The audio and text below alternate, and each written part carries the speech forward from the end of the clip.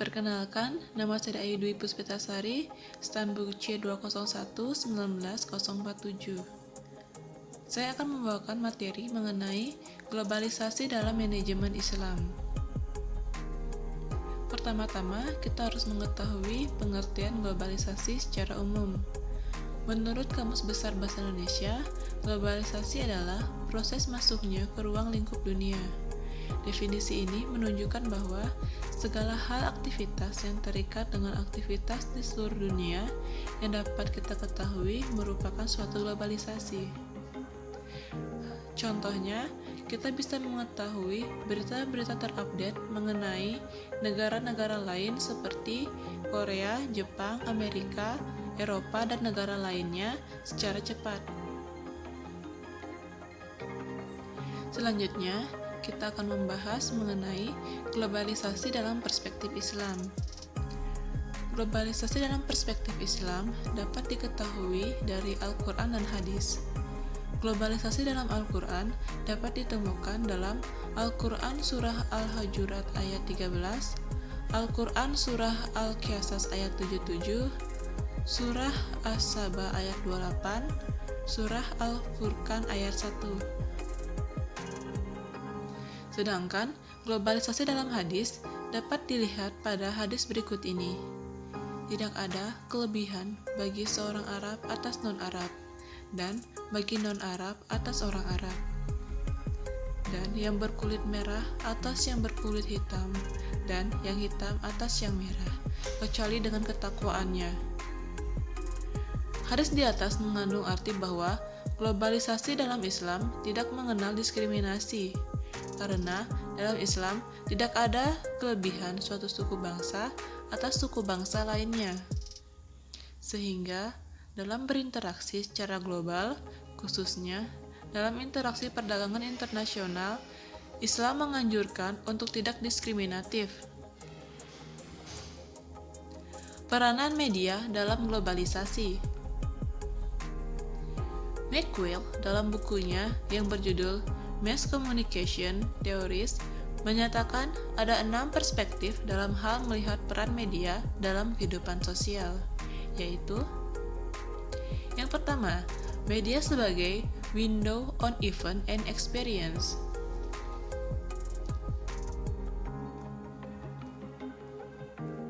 Media sebagai window on event and experience dipandang sebagai jendela yang memungkinkan seseorang melihat apa yang sedang terjadi di luar sana, atau media merupakan sarana belajar untuk mengetahui berbagai peristiwa. Yang kedua, media juga sering dianggap sebagai mirror of event in society and the world, implying a painful reflection. Media sebagai cermin peristiwa yang ada di masyarakat dan dunia yang merefleksikan apa adanya. Karenanya, para pengelola media sering merasa tidak bersalah jika isi media penuh dengan kekerasan, konflik, pornografi, dan berbagai keburukan lain. Karena memang menurut mereka fakta demikian. Mereka hanya merefleksi fakta terlepas suka atau tidak suka. Padahal sesungguhnya Angel, arah, dan framing dari isi yang dianggap sebagai cermin realitas tersebut diputuskan oleh para profesional media, dan seseorang tidak sepenuhnya bebas untuk mengetahui apa yang mereka inginkan. Yang ketiga, media massa sebagai filter atau gatekeeper. Media massa sebagai filter atau gatekeeper yang menyeleksi berbagai hal untuk diberi perhatian atau tidak. Media senantiasa memilih isu, informasi, atau bentuk konten yang lain berdasarkan standar para pengelolanya. Di sini, seseorang dipilihkan oleh media tentang apa-apa yang layak diketahui dan mendapat perhatian. Yang keempat, media sering dipandang sebagai guide, penunjuk arah, atau interpreter. Media sering dipandang sebagai guide, penunjuk jalan atau interpreter yang menerjemahkan dan menunjukkan arah ke atas berbagai ketidakpastian atau alternatif yang beragam.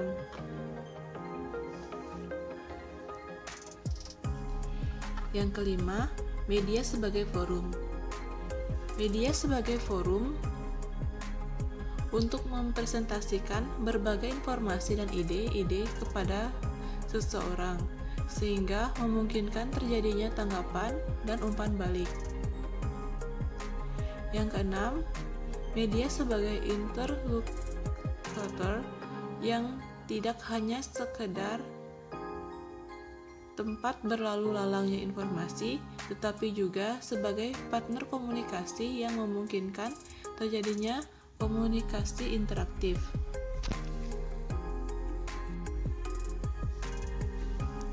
Selanjutnya, kita akan membahas sikap Muslim dalam menghadapi globalisasi. Sikap Muslim didasarkan atas takwa kepada Allah Subhanahu wa Ta'ala. Sikap takwa ini sangat penting untuk menghadapi globalisasi saat ini. Sifat takwa tercerminkan dalam beberapa aspek berikut ini. Kekuatan akidah. Secara istilah, akidah yaitu perkara yang wajib dibenarkan oleh hati dan jiwa yang menjadi tentram karenanya, sehingga menjadi suatu keyakinan yang teguh dan kokoh, yang tidak tercampuri oleh keraguan dan kebimbangan. Dengan kata lain, keimanan yang pasti, tidak terkandung suatu keraguan apapun pada orang yang meyakininya. Yang kedua, kekuatan ilmu pengetahuan. Ilmu pengetahuan tidak hanya dipahami sebagai hasil statis kegiatan ilmu pengetahuan berupa hukum dan teori ilmiah.